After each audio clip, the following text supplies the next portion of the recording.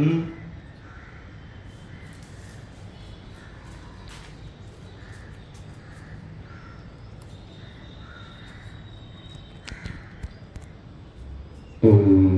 नमः सिद्धेभ्यः।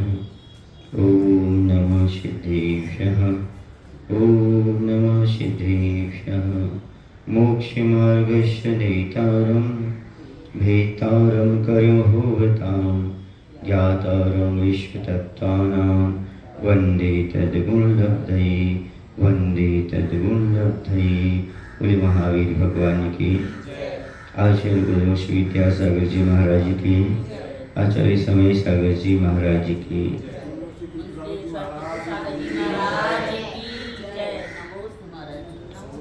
आज से श्रीपाल चरित्र ग्रंथ प्रारंभ कर रहे हैं। श्रीपाल और मेना सुंदरी की कहानी प्रसिद्ध है। इसमें कर्मों की निरपेक्षता दर्शाई है। कर्म किस प्रकार से निरपेक्ष फल देते हैं। अच्छा करोगे तो अच्छा मिलेगा, तो बुरा करोगे तो बुरा मिलेगा।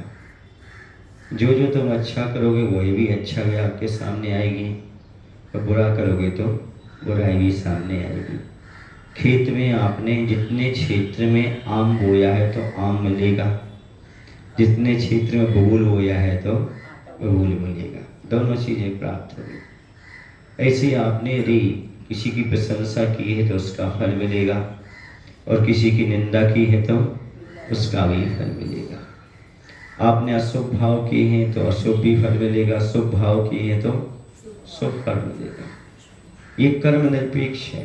ध्यान रखना, संसार में दुनिया की कोर्ट कचहरी बच सकती, पर कर्म की कोर्ट में कोई आज तक नहीं बचा। समझ गए? कर्म की अदालत में वकालत नहीं चलती, और यदि हो जाए सजा तो जमानत नहीं चलती। ये नियम है। कर्म ऐसा ही है। वह निरपेक्ष न्यायाधीश है, निष्पक्ष न्याय करता है। जैसा जैसा तुम करोगे वैसा वैसा आपको आगे वो फल देने वाला है। इसलिए ना तो भगवान से डरने की जरूरत है, ना गुरु से डरने की जरूरत है, और न समाज से। कर्म से डरने की जरूरत है कि फल कौन देगा? भगवान नहीं देंगे, समाज नहीं देगी फल। दंड किसको देने का अधिकार है? कर्म को। कर्म कहीं ना कहीं से देगा। इसलिए कर्म सिद्धांत पर कभी कभी दृढ़ता हो जाती है। दूसरी चीज, श्रीपाल चरित्र पढ़ने से भाग्य का ही मालूम पड़ता है, हमारी किस्मत में क्या है। सामने वाला कितना गलत से गलत हमें दे दे, पर हमारी किस्मत है तो वही अच्छा हो जाएगा। इन्हें कोयले की खदान में भी सोना निकल आएगा। कोड़ी श्रीपाल को दिया और कोटी भर श्रीपाल हुआ, राजा निकला। समझ गए ना? इसलिए इसमें ये भी चीज है, भाग्य हमारा कैसा फलता है ये भी ज्ञात होता है। अगली बात, हम कर्मों के उदय को कैसे टाल सकते हैं, असाता को कैसे साता में कन्वर्ट कर सकते हैं। इस ग्रंथ से यह भी हमें शिक्षा प्राप्त होती है।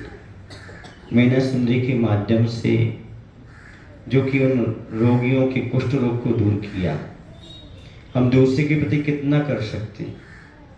भगवान की भक्ति करके सामने वाले के दुखों को दूर करने का प्रयास की भावना, ये भी अपने आप में बहुत महत्वपूर्ण है। एक दूसरे के भावों पर, एक दूसरे पर प्रभाव पड़ता है। ये मालूम पड़ता है किसके माध्यम से? इस ग्रंथ को पढ़ने से ज्ञात होता है। अगली बात ये है कि जो व्यक्ति मुनि की निंदा करता है उसे क्या फल प्राप्त होता है, ये भी यहाँ पर अक्षरशः श्रीपाल के चरित्र से ज्ञात हो जाया करता है। और हमें सावधानी भी मिलती है कि जीवन में हमें कभी इस प्रकार का काम नहीं करना चाहिए, गुरु की निंदा नहीं करना चाहिए। यदि आपको देवशास्त्र गुरु की आराधना करना तो कर लो, यदि आप गुरु की प्रशंसा कर सको तो कर लो। समझ आ रहा ना? यदि आपको नहीं जमता कि नहीं हमें नहीं जमता है तो आप निंदा मत करो, अपने घर बैठो शांति से। निंदा करोगे तो तुम कर्म का बंद करो, इस भाव में नहीं अगले भाव में कहीं ना कहीं उसका फल भोगना ही पड़ेगा। तो प्रारंभ करते हैं। कोटिभट्ट राजा श्रीपाल का चरित्र है। जम्बूद्वीप में भरत खंड है, आपको जानकारी है, आप स्वाध्यायशील हैं। उस भरत खंड में आर्य खंड है। आप कौन से खंड में हो अभी? आर्य खंड में। जम्मू द्वीपे भरत क्षेत्रे आर्य खंडे। आर्य किसे कहते हैं और मिलेच्छ किसे कहते हैं? आर्य वो कहते हैं जो गुण और गुणवानों से सेवित हों, वो आर्य कहलाते हैं। गुण क्या चीज है? सम्यक दर्शन आदि गुणों से युक्त हों। सम्यक दर्शन आदि गुणों से युक्त जीवों के द्वारा जो सेवित हों वह आर्य कहलाते हैं। समझ गए? और जहां पर धर्म कर्म कुछ भी नहीं होता उसका नाम होता है मिलेच्छ खंड। समझ गए? तो अपन है तो आर्य खंड में। अभी जो अपन को दिख रहा है ना, जो सब कुछ संसार, वो आर्य खंड ही है। समझ आ रहा? चाहे अमेरिका हो, चाहे ईरान हो, ये सारे क्या है? ये सब आर्य खंड के भीतर ही ये सब। मिलेच्छ का तो अपन को पता ही नहीं 5 मिलेच्छ खंड है कहाँ वो। समझ आ रहा? अभी अपन को वर्तमान में देखने में नहीं आता, सुनने में भी नहीं मिलता। जब आर्य खंड में इतना सब है पंचम काल में, तो मिलेच्छों में क्या हो रहा होगा? वहां जो कहते हो रहता है। मिलेच्छ में क्या रहता है? हमेशा एक सा ही बरतता रहता है, क्योंकि काल का परिवर्तन मात्र भरत और ऐरावत क्षेत्र में होता है। बाकी किसी क्षेत्र में कोई परिवर्तन नहीं होता, विधि में नहीं होता। और वो भी भरत क्षेत्र आर्य खंड ऐरावत में भी मात्र आर्य खंड में होता है। मिलेच्छों में कोई परिवर्तन, मिलेच्छ खंड में कोई परिवर्तन नहीं होता। इसी आर्य खंड में शोभायमान एक देश का नाम है अंग देश, एवं वहीं के एक परम रमणीक नगर का नाम है चंपापुर। अंग देश में चंपापुर। अभी जो वर्तमान में चंपापुर है ना, वो आपको ढूंढने से नहीं मिलता नक्शे में। उसका नाम है नाथ नगर। क्या नगर है? हाँ। तो जैसे आप लोग कभी जबलपुर गए, जबलपुर को महाकौशल बोलते हैं। क्या बोलते हैं?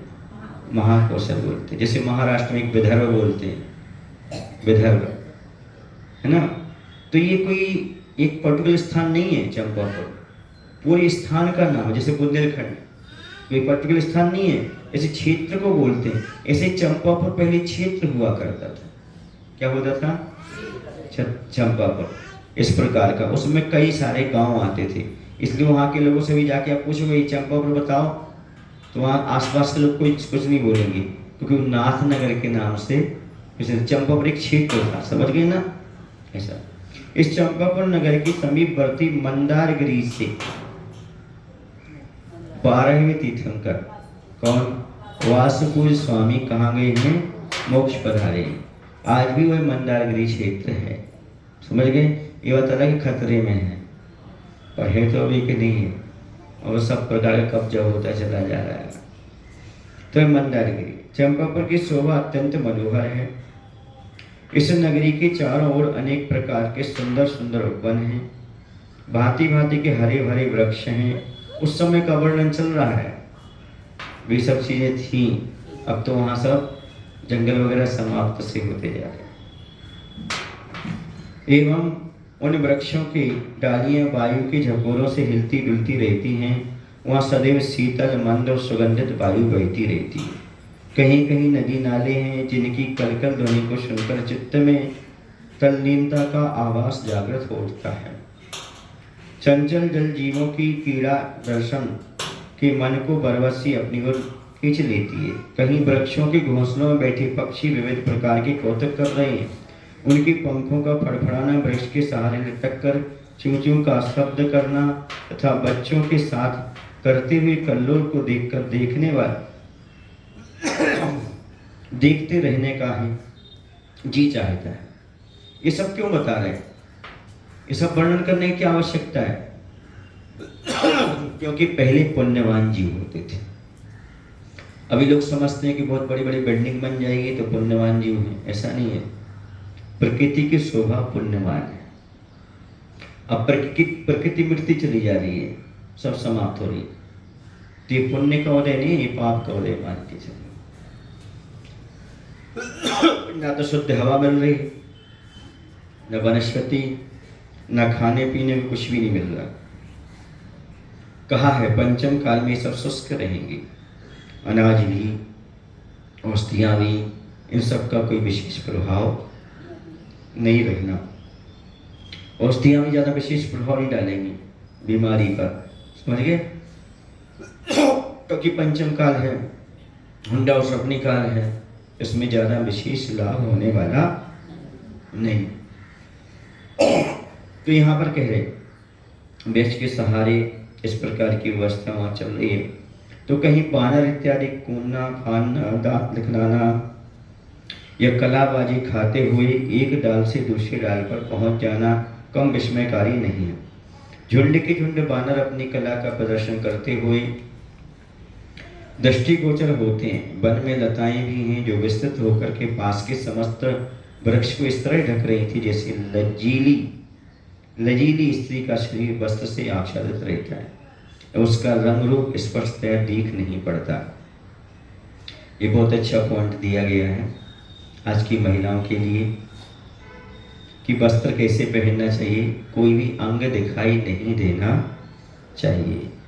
यहाँ पर वह श्लेष मिलाते हुए कह रहे हैं जैसे समस्त वृक्ष के इस तरह ढक लेती हुई लताएं, कैसे जैसे लजीली माने लज्जावान स्त्रियां अपने शरीर को पूर्ण आच्छादित करती हैं, रूप रंग स्पष्टता दिख नहीं पड़ता। समझ गए? इसे सिर आदि ढक करके आना, व्यवस्थित आना, ये लज्जावान नारियों का गुण होता है। समझ गए? जो लज्जावान होते हैं वो अपने शरीर को अच्छे से व्यवस्थित करके चलते हैं, वस्त्र भी पूर्ण पहन करके आते। कहीं मदमत्त, आप लोग सोच रहे हो कि पुण्य का उदय नहीं, पाप का उदय। जो कुछ ही वर्तमान में चल रहा है ना, ये सब पाप के उदय से होता है। लज्जा खो जाना, शर्म खो जाना, मर्यादा का उल्लंघन करना, ये सब कब होता है? जब पुण्य फीका पड़ जाता है। पुण्य के होते हुए ये सब बना रहता है। यदि आपके परिवार की व्यवस्थित चल रही है नारियां, तो समझना पुण्य का उदय है। और ये अपनी स्वतंत्रता में चल रहे हैं तो समझना भी पुण्य का उदय आपका क्षीण हो गया। कहीं मनमत्त गजराज घूमते हुए जा रहे हैं तो कहीं सिंह, व्याघ्र आदि हिंसक पशुओं के भय से मृग इत्यादि दुर्बल जीव आत्मरक्षा के लिए चौकड़ियां भरते हुए भागे जा रहे हैं। एवं कहीं सिंह, व्याघ्र आदि अपना बल प्रदर्शन करते हुए भीमरव में दहाड़ रहे हैं। भीमरव मतलब रव मानता शब्द, भीम माने भयंकर। उपवन एवं उद्यान में पुष्पों की शोभा विचित है, नाना प्रकार के पुष्प खिले हुए हैं, तो उनकी सुगंध से सारा वन प्रफुल्लित एवं सुगंधिमय हो रहा है। कहीं चंपा, कहीं चमेली, कहीं जूही, कहीं मालती, कहीं गुलाब और कहीं मोगरा इत्यादि विविध वर्ण के पुष्प खिले हुए एवं उनके ऊपर गंध लुब्ध भ्रमण बढ़ रही है। वृक्षों में उत्तम जामुन, सीताफल, रामफल, श्रीफल, उसमें भी रामफल होता था, केला, दाड़म आदि नाना जाति के सुस्वाद फल लगे हुए। कितने ही गंभीर कुंड हैं एवं उनमें भी मछलियां इत्यादि जल की जीवों का आवास करना उनकी शोभा को दुगनी कर देता है। उनकी चंचल गति को देखकर सभी लोग कौतुकपूर्ण दृष्टि से देखने लग जाते हैं। तालाब में अनेक वर्ण के कमल खिले हुए हैं, हंस, सारस इत्यादि पक्षी जल क्रीड़ा कर रहे हैं एवं एकांत से भी बगुला भी वर्ण के कमल खिले हंसों की श्रेणी में जाकर के मिलना चाहता है। परंतु वर्ण एक होने पर भी विपरीत स्वभाव कैसे छिपाया जा सकता है? ऐसी अन्य प्राकृतिक शोभा से वह चंपापुर नगर अत्यंत मनोरम एवं हृदय आकर्षक जा रहा है। क्या कह रहे वहां पर? हंस भी और बगुला भी है। बगुला हंसों में मिलना चाहते हैं पर नहीं मिल पा रहे क्योंकि स्वभाव अलग। बगुला का स्वभाव अलग है और हंस का स्वभाव अलग है। हंस क्या करता है? हंस कभी भी क्या नहीं, मोती के अलावा कुछ नहीं चुभता, उसका स्वभाव अलग है। और हंस का स्वभाव है क्षीर नीर विवेक, यानी दूध में कितना भी पानी मिला दो और दूध को पी लेगा और पानी को छोड़ देगा। जबकि बगुला का स्वभाव क्या है? मायाचारी। बगुला एक टांग पर खड़ा रहता है तो वो समझता है कि ध्यान कर रहा है और मछली आती है उसको तत्काल पकड़ लेता है। समझ आ गया ना? तो इस प्रकार का वह कार्य करता है। कौन? बगुला करता है। तो क्या दोनों के स्वभाव विपरीत है तो मेल कैसे हो? क्योंकि समान शील विश्लेषु मैत्री, एक सूत्र है, वाक्य है, समान विचारधारा वालों की ही मित्रता होती है। शराबी से शराबी मिलेगा, ज्वारी से ज्वारी मिलेगा, धर्मात्मा से धर्मात्मा मिलेगा, अभिषेक करने वाले से अभिषेक करने वाले की दोस्ती होगी। बोलो ना भाई, साधु संगति करने वालों की जैसे लोग होंगे वैसी संगति उनकी मिलती है। ऐसे यहाँ पर बगुला हंसों में मिलना चाह रहा पर मिल नहीं पाएगा। क्यों नहीं मिल सकता? क्योंकि दोनों का स्वभाव कैसा है? विपरीत है। बगुला अपना स्वभाव छोड़ना नहीं चाहता है तो कैसे मिलेगा? ये सारे यहाँ पर बात कही, प्रकृति का वर्णन कहा जा रहा है और ये कहा भी जा रहा है शोभा ऐसे क्यों बताई जा रही है। वहाँ पर सब पुण्यवान जीव रह रहे हैं। चंपापुर नगर अत्यंत मनोरम में हृदय आकर्षक बना हुआ है। आज तो सब आर्टिफिशियल हो गया, तालाब भी ओरिजिनल नहीं बचा, पशु पक्षी भी जंगल नहीं बचे। अब तो जू देखने जाओ, चिड़ियाघर बचा है बस। समझ गए? हाँ, सब झरने भी आर्टिफिशियल, सब हो गया। आदमी हो गया आजकल तो आर्टिफिशियल। इस चंपापुर कि मकानों की सजावट ही विचित्र की थी। कितने ही प्रासाद महल तो इतने ऊंचे बने हुए थे कि जब कोई मनुष्य उठाकर के महल की अट्टालिकाओं को देखना चाहता था तो सिर की पगड़ी या टोपी पृथ्वी पर गिर पड़ती थी। इन गगनचुंबी राजप्रासादों में चैत्यालयों का भी एक विशिष्ट स्थान था एवं इससे उसकी शोभा और भी अधिक बढ़ गई थी। पहले क्या होता था, बहुत खंड का महल होता था, ठीक ऊपर एकांत में जहाँ पर किसी का ज़्यादा आना जाना नहीं होता था, ऐसे स्थान पर क्या बनाते थे? जिनालय बनाते थे, गृह चैत्यालय होते थे और सबका परिसर अलग होता था। रनवास रहने का स्थान अलग होता था और वो चैत्यालय अलग होता था। समझ गए ना? वहीं नहीं कि आप लोग वहीं रह रहे हो, वहीं चैत्यालय बना लिया, वहीं पर ज्योति चक्र उतार रहे हो, वहीं बाजू में लेटरिन बाथरूम है, तो ये चैत्यालय शोभा नहीं देता। वहाँ की चैत्यालय की व्यवस्था अलग रहती थी। कुछ लोग आज चैत्यालय रखे और बोलते हो तो पुरानी प्राचीन परिपाटी चैत्यालय रखने की नहीं, वो एक शुद्धि पूर्वक होता था, दूरी रहती थी आपके घर परिवार से, तब होता था। चैत्यालय का भी एक विशिष्ट स्थान एवं इससे उसकी शोभा भी बढ़ती थी। बाजार की सजावट का संसनी थी, वह चौपड़ के आकार का बना हुआ था। बाजार में हीरा, रत्न, माणिक, पन्ना, नीलम एवं पुखराज इत्यादि बहुमूल्य मणियां सदैव विक्रय के लिए निर्मित प्रस्तुत रहा करती थी। आजकल तो देखने के लिए अनेक उत्तमोत्तम पदार्थों का व्यापार हुआ करता था। कहीं व्यापारियों का दल वस्त्र व्यवसाय की चर्चा में लीन था एवं कहीं विषाद खाना बना हुआ था, कहीं फल पुष्पों एवं मेवे सजाए हुए थे एवं कहीं अन्न के बहुत बड़े बड़े ढेर लगे हुए थे। बाजार भी बहुत अच्छा था, संपूर्ण बाजार ठसाठस भरा हुआ था, पब्लिक भी अच्छी थी, लोग भी खरीदार थे। वहाँ इस नगर में गुणी विद्वान एवं कलाकारों की भी कमी नहीं थी, क्योंकि जब पुण्य का युग रहता है तब सब चीज़ें अच्छी अच्छी होती हैं। ये तो पाप का युग मान के चलो, कलयुग कह लो, पंचम काल कह लो, दुखमा काल, इसमें तो ठीक प्रकृति के लोग रहते हैं और उनको उस प्रकार की चीज़ें ही प्राप्त होती हैं। बड़े बड़े विद्वान व्यक्ति राजाश्रय में रहा करते थे एवं आजीविका के लिए उनको प्रचुर मात्रा में धन एवं उपभोग की सामग्रियां भी मिल जाया करती थी। कहीं प्राण ध्वनि में हो रही थी, कहीं परस्पर शास्त्रार्थ छिड़ा हुआ था। उस समय भी ग्रंथ पढ़ते थे, स्वाध्याय करते थे, कहीं विद्या को उपदेश दिया जा रहा था एवं विद्यार्थी वृंद अपने पाठ को अत्यंत उच्च स्वर में बोलकर संभवतः कंठस्थ कर लेने का प्रयत्न कर रहे थे। इस विद्या पठन पाठन के दृश्य को देखकर कोई भी चंपापुर को विद्यापुरी कह सकता था, क्योंकि वहां पर सब प्रकार की विद्याएं सिखाई जा रही थी। इस समृद्धिशाली इस नगर में अतिवृष्टि अथवा अनावृष्टि का कोई भय नहीं था। बहुत ज्यादा वर्षा हो जाना, सूखा पड़ जाना, ये उस समय नहीं होता था। समझ गए? अतिवृष्टि अनावृष्टि ये सब किसकी है? पंचम काल की देन है। कहीं सूखा पड़ रहा है, कहीं पर बाढ़ आ रही है, ये सब पुण्यहीनों के यहाँ होता है। पुण्यवानों के यहाँ तो सब समय पर फल आते हैं, समय पर ऋतुएं अपना काम करती हैं, समय पर वृष्टि होती है। आप लोग सांधरा पढ़ते भी हो, वर्षा होवे समय पर तिल भर न रहे ब्याडियों का देशा। इस प्रकार का चोरी, मरी, नजारी आदि आदि है। तो पहले ये सब चीज़ें नहीं थी। ये सब कब हो रही हैं? उस काल में। कौन सी काल में? पंचम काल, दक्षिण काल। इस नगर में ब्राह्मण, क्षत्रिय, वैश्य, शूद्र 4 वर्णों के लोग अपने अपने कुलाचार के अनुसार रह करके जीवन यापन करते थे।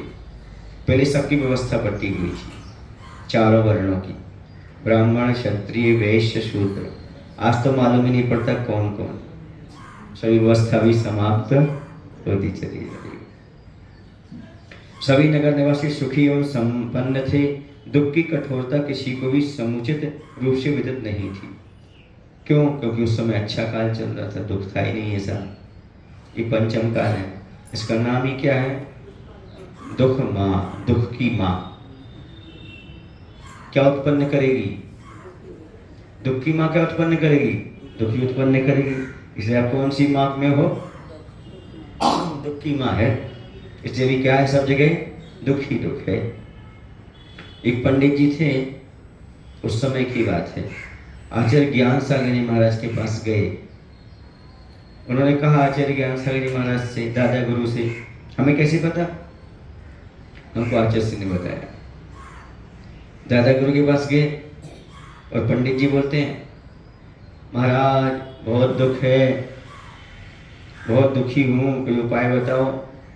आचार्य ज्ञान सागरी महाराज तो प्रकांड विद्वान थे, वो भी सामने वाला भी पढ़ा लिखा था, विद्वान ही होगा। तो आचार्य ने कहा, क्यों, ये तो बताओ, ये कौन सा काल है? बोले पंचम काल है। इसका क्या नाम है? दुखमा काल है। तो आचार्य ने कहा, दुखमा काल में दुखी तो मिलेगा, शिकायत क्यों कर रहे हो? इस काल में क्या रहना है? दुखी रहना है। चाहे तुम बच्चों के बीच में रहो, चाहे अकेले रहो, चाहे समाज में रहो कहीं, क्योंकि काल कौन सा है बोलो भाई? तो दुख की माँ जो दुख को उत्पन्न करे उसका नाम क्या है? उसका नाम दुख की माँ है। समझ गए ना? वो दुख की माँ जो होती है, नहीं जिसके पास घड़ी चल रही हो रख रख सकती है, यहाँ पर चालू हो जिसकी, तो दुख की माँ है। इसमें दुख ही मिलेगा और कुछ तो मिलने वाला है ही नहीं, दुख ही दुख। तो यहाँ पर कहा जा रहा है कि वहां पर ऐसा कोई दुख विशेष रूप से नहीं था। कहाँ पर नहीं था? चंपापुर नगरी में। कब? जब श्रीपाल चरित्र की बात कह रहे हैं, उस समय इस प्रकार चलता था वहां पर। और क्या था? इसके साथ ही साथ दुख तो थे, पर दुख की कठोरता नहीं थी। ऐसा नहीं किसी काल में दुख नहीं होते हो, दुख नहीं होते, वो संसार काय का, दुख का नाम ही संसार। लेकिन दुखमा काल में कठोरता है, दुखों प्रचुरता है दुख। वरना संसार में से सुख हो तो तीर्थंकर क्यों त्याग करते? मैं तो कई बार विचार करता हूँ, रखूँ आपके सामने बात, वहाँ इतना दुख नहीं था फिर भी बैराग आ जाता था, और आज तो इतना दुख है फिर भी बैराग क्यों नहीं आता? हमारी प्रकृति अच्छी नहीं है, नेचर अच्छा नहीं है, सब कुछ जानते हुए भी स्वीकार करने के लिए तैयार नहीं है। मोहेन संपतम ज्ञानम स्वभाव लभते नहीं, मत्तापमान पदार्था नाम यथा मदन को द्रवे। मोह से ढका हुआ ज्ञान जो है वह वस्तु तत्व को नहीं जानता। किससे ढका हुआ? तो आप लोगों का ज्ञान किससे ढका है? मोह से ढका हुआ। जान सब रहे, लेकिन अंदर उसको भाव हासिल नहीं कर पा रहे कि वास्तव में संसार में दुख है, इससे छूटने का हमें कोई उपाय खोजना चाहिए। परम दिगंबर युक्त संन्यास वृत्ति की धारण करने वाले मुनियों के अतिरिक्त अन्य कोई भिक्षुक नहीं था। उस समय मात्र कौन सा धर्म था? जैन धर्मी थे। मात्र दिगंबर मुद्रा के धारी ही साधु थे। आज संसार में तो कोई गिनती है ही नहीं। ये सब अवसंख्यमी पंचम काल की देन है कि इस प्रकार के सब कुलिंगी आदि हमारे लिए दिखाई दे रहे हैं। बाकी जिन धर्म के और कुछ भी नहीं। कहा ना यहाँ पर परम दिगंबर युक्त संन्यास वृत्ति की धारण करने वाले मुनियों के अतिरिक्त अन्य कोई भिक्षुक नहीं था। इस चंपापुर में सदैव परम दिगंबर मुनियों का विहार हुआ करता था। हमेशा दिगंबर मुनियों का विहार होता रहता था एवं श्रावकगण अपने गृह द्वार पर उन मुनियों के आगमन की प्रतीक्षा में खड़े रहते। आओ पधारो महाराज, हमारे नगर, हमारी कुटिया, ऐसा इंतजार करते रहते थे। श्रावक भी बड़े सीधे साधे थे। आज के श्रावक जैसे नहीं थे, बड़े सीधे साधे थे। मुनियों के आगमन के बाद उन्हें नवधा भक्ति पूर्वक आहार दान दिया करते थे। अंत में स्वयं आहार ग्रहण करते थे। समझ गए? मुनि को भोजन देकर करे निज आहारे। पहले के गृहस्थ क्या करते थे? पहले मुनि महाराज को आहार देते, फिर स्वयं भोजन करते थे। पहले की महिलाएं भी ऐसी थी, पहले पति को खिलाती थी और स्वयं खाती थी। आज की महिलाओं का तो नहीं कह सकते, आज के सांपों का भी नहीं कह सकते। पहले भी खा के ऑफिस जा सकते हो, तुम बनाओ, हम जा रहे हैं ऑफिस भोजन करके, क्योंकि अब दोनों ऑफिस जाते ना, तो बनाने वाला कौन है, खिलाने वाला कौन है, पता नहीं। पहले ये सब नियम थे, रूल्स थे। जब तक गृहस्थ भोजन नहीं करता तब तक मुनि को आहार नहीं दे देता। समझ गए? और आज कैसा है आपको मालूम, समझ गए? अंत में स्वयं आहार ग्रहण करते थे। सभी श्रावक द्विज वर्ण के थे। द्विज वर्ण समझते हो? ब्राह्मण थे। हाँ, ब्राह्मण का संस्कारवान थे, जिनका रात्रि भोजन त्याग था, एक अष्टमुगुण थे। उन्हें क्या कहते? जो एक इंद्रिय आदि जीवों की भी रक्षा करते थे। वनस्पति आदि को बचा करके चलते थे, उन पर पैर नहीं रखते थे घास आदि पर। ऐसे ब्राह्मण जैन होते थे पहले। देश का अर्थ होता है दूसरी बार जन्म हुआ, अर्थात एक तो जन्म हुआ, दूसरा धर्म के माध्यम से उनका जन्म हुआ। दातार के सप्त गुणों के धारक थी। दाता के कितने गुण होते हैं? 7 गुण होते। कौन कौन? श्रद्धा, तुष्टि, अलब्धता, विज्ञान, संतोष आदि सारे के सारे गुण होते। किसमें? सत्व, क्षमा, ये सब दाता के गुण होते। तथा धार्मिक क्रिया में अत्यंत निपुण थी।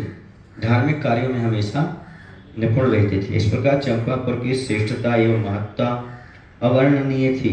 उसको देख करके ऐसा जान पड़ता था मानो स्वर्ग की अमरावती ही पृथ्वी पर उतर आई हो, एवं उसी का नाम चंपापुर रख दिया गया था। ठीक है, 4:15 बज गया। अब कल 3:30 बजे से आप आएंगे तो आपके लिए स्वाध्याय। कल से श्रीपाद चरित्र प्रारंभ हो जाएगा। राजा आरिदमन आदि का जन्म आदि वहाँ पर सब बताया जाएगा। बोलो महावीर भगवान की। आचार्य गुरुदेव श्री विद्यासागर जी महाराज की।